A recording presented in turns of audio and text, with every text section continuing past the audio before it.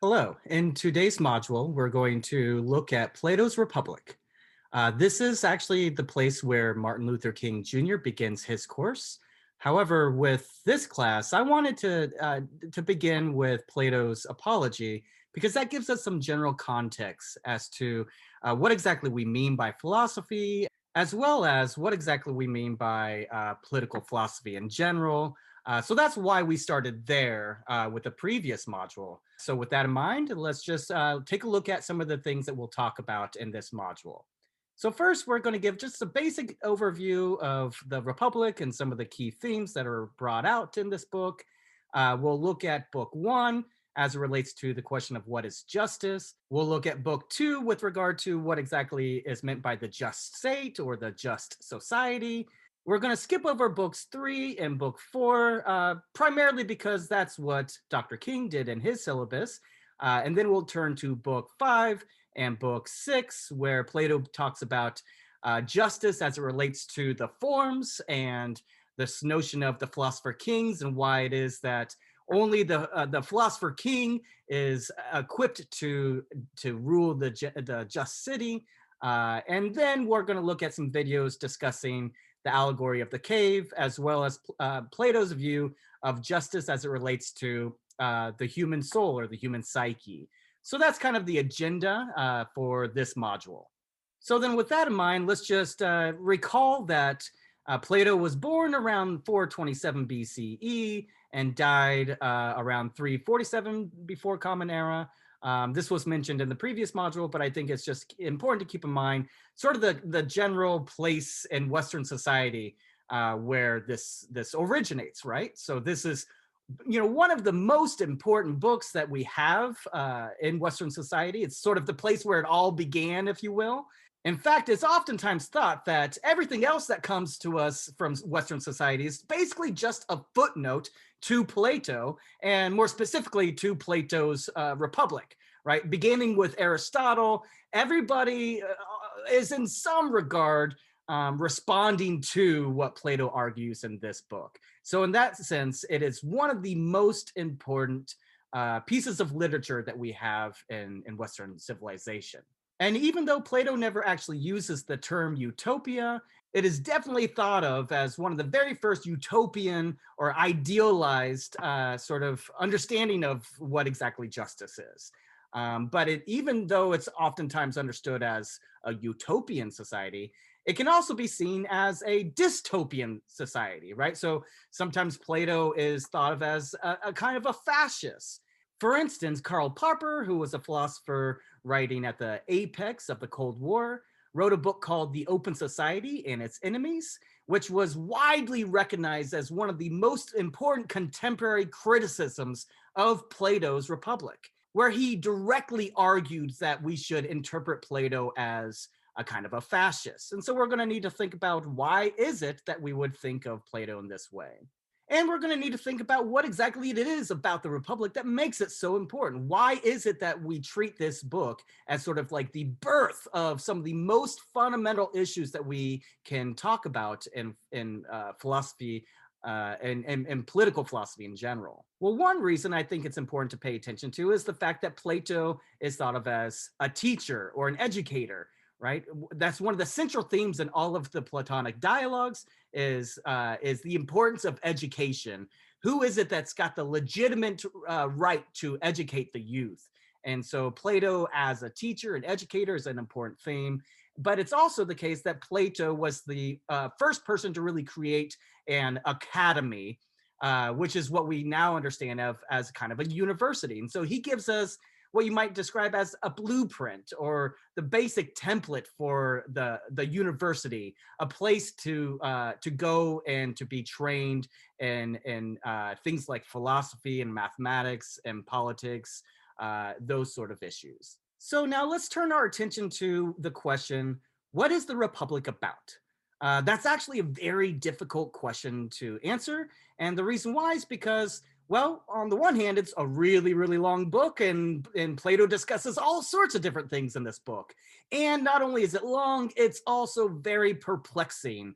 Indeed, we get a couple of interesting terms, aporetic, which is a kind of a state of puzzlement, and aporia, which is the idea of beginning and ending in perplexity. And so, on the one hand, the book is long and perplexing and it deals with all sorts of different issues. And on the other hand, we never really quite get an answer to any of the questions that are being asked in the dialogue, right? And this is an important feature of Plato's dialogues. Indeed, all of the dialogues sort of both begin in perplexity and end in perplexity. And I think that that was an important feature of the way in which Plato was arguing. Plato was asking us, in fact, the dialogue itself encourage us to go beyond the mere surface level of what's written in the text. It's asking us to dig deeper and to sort of think about the issues as they exist beyond merely what's written on the pages. So in that regard, the meaning of this book is not obvious. It won't be obvious on one's first reading, on their second or third or fourth. It's not the sort of thing that you're going to be able to just immediately grasp. In fact, it was designed so that you don't immediately grasp it. It's designed so that you have to go beyond what's discussed in the book and think about the issues in a larger context. For the purposes of this class, we're going to be thinking about the way in which Martin Luther King Jr. might have taught this subject, right? So Dr. King assigned the following books: book 1, 2, 5, 6, 7, and 9. I'm sorry, 7 and 10. And so we're going to follow that basic structure. We're going to look in this video at the first 2 books, and then in the next video, we'll look at 5 and 6. And that'll be followed by discussion of the allegory of the cave and the human psychology.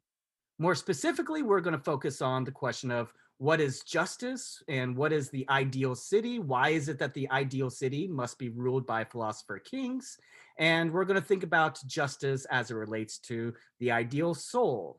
We're still left with this basic question of what exactly this book is about, right?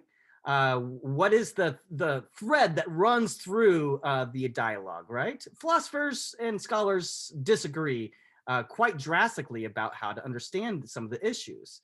On the one hand, it's definitely about justice and what exactly the just city is. That's, again, what we're going to focus on for the purpose of this class. But it can also be understood in terms of moral psychology or ethics. It can also be understood in terms of culture is influential, mythology, how is that influential, ideology, how is it that all of this fits into the power dynamics that exist in a culture. The Republic also deals with questions about knowledge and true understanding, and it deals with metaphysical issues about what is ultimate reality, about what exists beyond this life, things along these lines.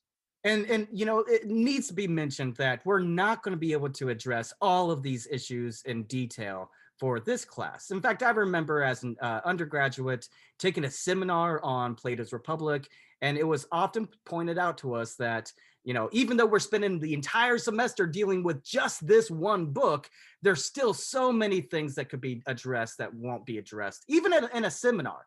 And for the purpose of this course, we're going to focus on justice and the just city. And we're going to have to kind of bracket some of the other issues, as important as they may be. I encourage you to look into that on your own, maybe in another class. Book 1 of the Republic begins in the following way. Socrates says, "I went down." Now, it's important to recognize that that wasn't just some general way to begin the dialogue. In fact, I believe Plato chose those terms for a very specific reason. As we'll see later on, the philosopher, the person who's truly in a position to rule the city, kind of lives in a lofty area, a lofty place, a lofty sphere of the Platonic forms, of true knowledge, of true reality. But it's also the case that the philosopher must sometimes go down back to reality and engage in dialogue with the citizens of the society, right? And so in that sense, we can think about Socrates as being an example, a paradigm of the true philosopher as coming down out of the Platonic heavens and having a discussion with the citizens of Athenian Greek society. Right. So the dialogue begins then by saying, "I went down." So Socrates goes down, but where does he go down to? Well, we're told that Socrates and his companion Glaucon, they travel to one of the cities that are having a festival. It's a place and an opportunity for them to offer prayers and devotions to a goddess. And we're told that they're there to observe the city's rituals. Right. So it's a basic way of introducing the context. Philosophers coming out of the heavens and having a conversation with the citizens, sort of meeting the citizens where they are and observing the things they do in a daily sort of life, right? What are the basic sort of things that are prominent in that society, in that culture? And it's there that Socrates then enters into conversation, asking probing questions with the citizens about the nature of justice. What is justice? So that's kind of the basic theme then of the first book, is trying to figure out what justice is. And we're introduced to a character named Calipaphus, who is an old man, and he kind of foreshadows some of these main themes that are going to come up later on in the dialogue. More specifically, Calipaphus represents a person who appears to have achieved the good life, appears to have achieved eudaimonia. We're told about the sort of basic cardinal virtues of courage and temperance and justice and wisdom. And Cephalus has, in some regards, been able to obtain these basic virtues of courage, temperance, justice, and wisdom. And so that begins the conversation of what exactly justice is. And Cephalus tells us that justice is telling the truth and giving to each whatever it is that is owed to them, right? Paying one's debts. And Socrates thinks, well, that can't be right. Socrates is skeptical and asks, again, these probing questions because he doesn't think that's going to be a good analysis of what justice is.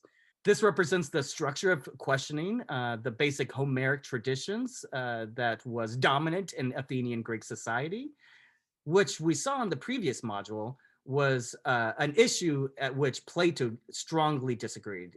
Socrates is presented as being highly skeptical of this sort of approach to the good life or to what justice is. So, as we saw, Cephalus tells us that justice is telling the truth and giving to each what is owed. But Socrates thinks that that's not a good definition and offers the following counterexample. Consider a situation where you have a friend who is a reasonable, rational person, and your friend loans you a weapon. Say it's like a sword or something. And say this took place like a couple months ago.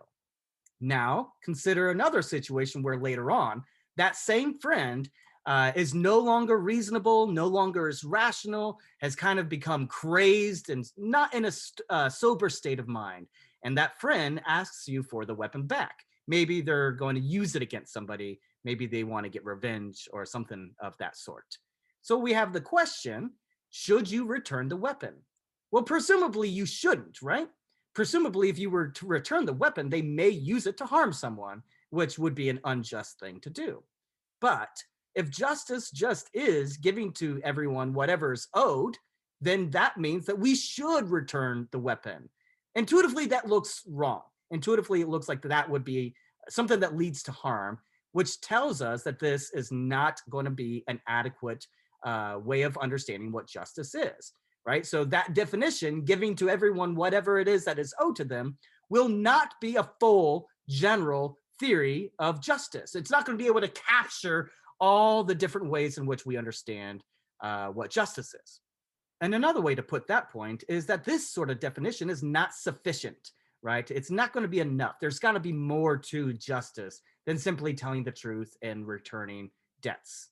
All right, so then the dialogue continues, and we're still trying to figure out what justice is. But at this point, Cephalus exits in order to sacrifice to the gods. Of course, that can be understood as another way of interpreting what justice is, right? Maybe justice is just paying tributes to gods or being pious towards the god. But that's not going to be a good definition either, because Socrates thinks that, well, that just simply is not a definition, right? That's telling us what just people do. That's not telling us what justice is. So once again, we're kind of left in a place of perplexity. We're left in a place where we're just not sure what the correct answer is.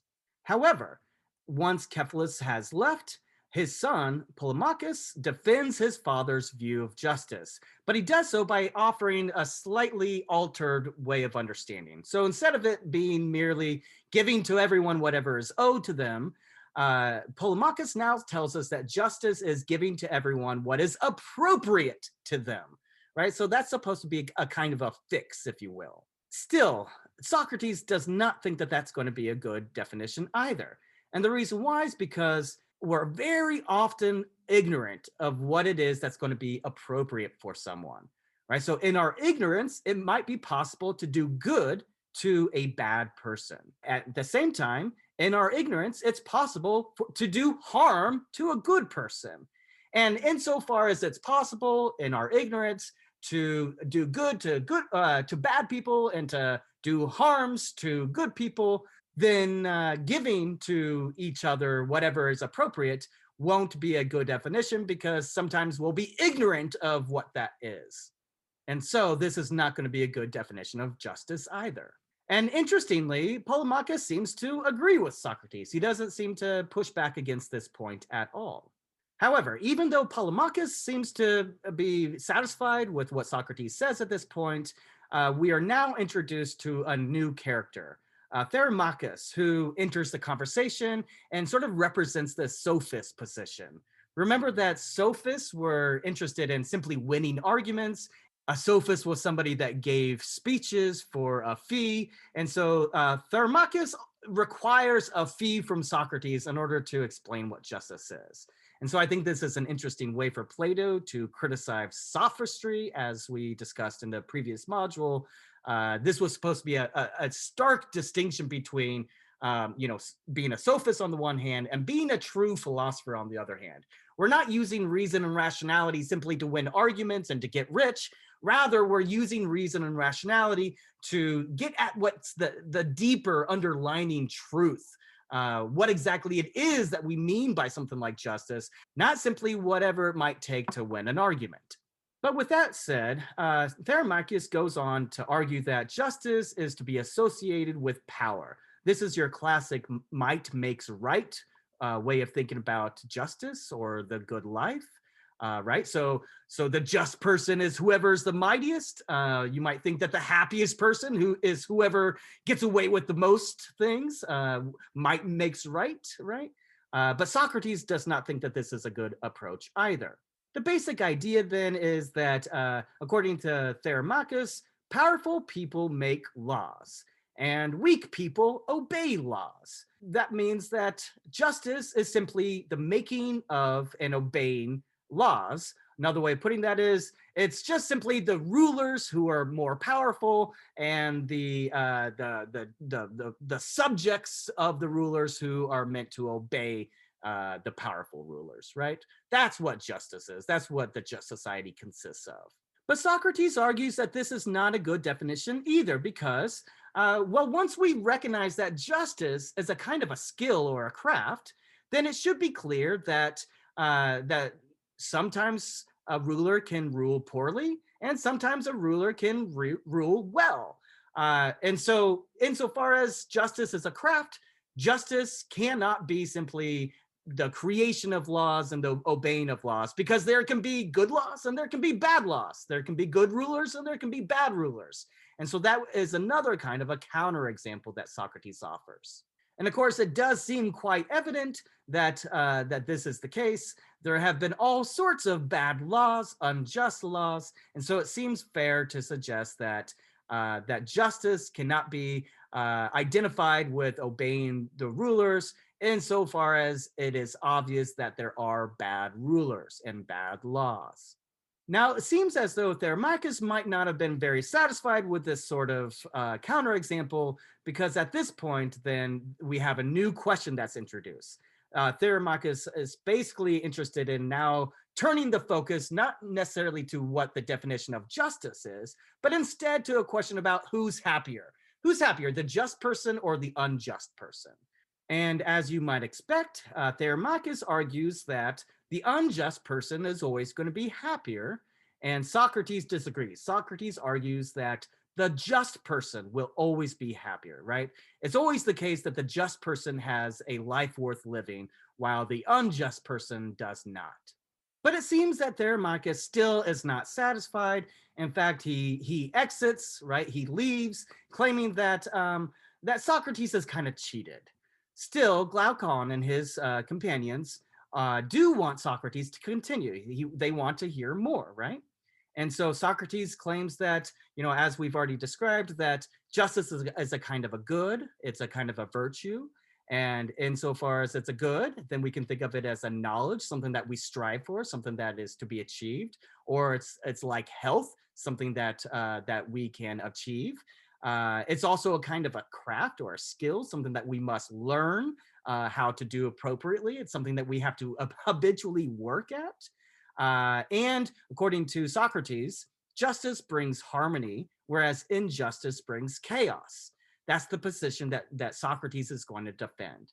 But of course, we need to recognize that Socrates has not given us an argument for this position yet, right? This is just stating what the position is, and we'll have to see why Socrates thinks this position is correct. But before doing so, Glaucon actually introduces a potential counterexample to Socrates' position. And this is a counterexample that is supposed to show that the unjust person is going to be happier. All right, so this actually introduces one of the most famous sort of thought experiments that comes out of the Republic. This is known as the Ring of Gyges, which is supposed to represent some form of either ethical or psychological egoism, which is to say that the way that the human psychology works is that we're always going to do whatever's in our best interest, whatever's going to make us happiest. And that sometimes we might even think that that's the thing that we ought to do. That's the thing we should do. Right. So this comes in the form of the Ring of Gyges, which is a story about somebody who finds a magical ring, sort of like the ring that we get from the Lord of Rings, right? Where when you put the ring on, then you become invisible. And by putting the ring on and becoming invisible, according to Glaucon at least, then people could get away with doing all sorts of terrible things, right? In fact, you might think that we could get away with doing the worst of things. Glaucon mentions things like murder and rape. And the point isn't to flesh out whether he's right about that. The point is simply to mention that if you could get away with doing certain things without anybody finding out about it, then people generally would do that, right? Because it's in our interest. It's the things that would make us happy. So this story is supposed to represent how a person who is unjust but appears to be just would be happier than a person who is just but appears to be unjust, right? So we can think about different people: the just person who appears unjust, the just person who appears just, the unjust person who appears unjust, or the unjust person who appears just, right? The Ring of Gyges tells us that, well, it's the unjust person who merely appears just but isn't really, because he gets away with whatever he wants. Well, that's the person who's going to be the happiest. Interestingly, Socrates doesn't push back against this very much. And it's at this point in the dialogue that the discussion once again moves away from talking about merely an individual who is either just or unjust. And instead, the dialogue now starts focusing on an idealization, which is to say it's supposed to be a kind of a hypothetical situation. We're told that instead of trying to locate justice in an individual person, instead we're going to locate justice in the broader context of a just city or a just society, right? And this is Socrates' way of asking us to imagine what the perfect society would be like, what would be involved, what would be required for such a situation. Okay, so now that's the question. The question is, we're trying to understand what the just society is. First, we're asked to imagine some very small, independent, remote community, a community that is not going to have to rely upon any outside people or any other outside neighboring societies, right? This is a self-sufficient, small, independent society. They live on the basic necessities, right? Things like whatever food and shelter they may need to survive, but nothing else. They don't need anything else. And in that regard, they're independent. right? So that's the place where Socrates asks us to begin. And he thinks that that's the sort of city that would be a just city, a just society. But Glaucon thinks that that's just not very realistic. And he says, well, what we need for a realistic just society is certain luxuries, certain recreations, certain things that would bring people happiness. And so Socrates says, yeah, okay, I understand. Let's imagine a city where they have these things too. They have certain luxuries, certain recreations, and whatever else might be needed in order to make the citizens happy. But in doing so, we must recognize that that city would no longer be small or independent. Rather, what we need to do now is to imagine an enlarged society that would have to face certain threats from its neighbors. And since this city would have to have relations with neighboring cities and perhaps face certain threats from them, then that means we need a kind of a guardian class, a class of people that have a responsibility to ensure the safety of the citizens.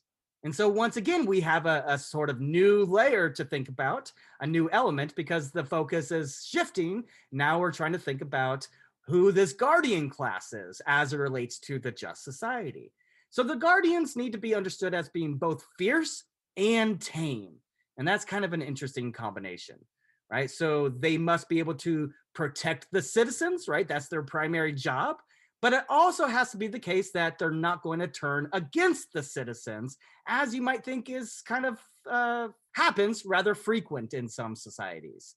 Socrates offers us a really interesting example to sort of illustrate the way that we should be thinking about these guardians. He says that they need to be like well-trained dogs insofar as they recognize their owners and they hate their enemies, which means that they require training. We can't just expect dogs to know, by nature what to do. Rather, we have to give them a certain kind of training in order to get them to a place where they are both fierce and tame. So that means that they need to be educated in moral issues as well as trained to fight their enemies. And Socrates tells us that this requires certain forms of myths, certain ideologies, and certain propaganda. In a certain sense, this involves kind of lying to them, telling them certain stories from a very early age to get them to believe the things that we need them to believe in order to accept the sort of training that's required of them. Socrates also tells us this means that we're going to have to separate them from their parents at a very young age. And it also means that they're going to have to be separated from the rest of the citizens at a very young age. And it's with this in mind that we can really start to see some of the perplexing elements that are involved in Plato's Republic, right? The things that seem to resemble and that we associate with things like fascism and other sort of negative features of societies, right? We generally think of certain myths and ideologies that directly lie to the citizens of a society, tend to be bad, but Plato seems to think that they're required in order to have a just society. And so that seems very perplexing. And so we started by asking the question, what is justice? And then we moved down to what is the just city? Now we're dealing with, well, what are these guardians that are supposed to protect the citizens? And finally, we're left with the idea that we have to lie to the citizens in order to get them to a place where they can guard the citizens. And that just seems very strange. And so, yes, we're left with this sort of, asking further questions. We're being asked to go beyond the mere text of the Republic. That's sort of one of the projects of reading the Republic. So in the next video, we're going to look at book 5 and 6, where Plato argues that what's required for the just city is for philosophers to become kings and for kings to become philosophers.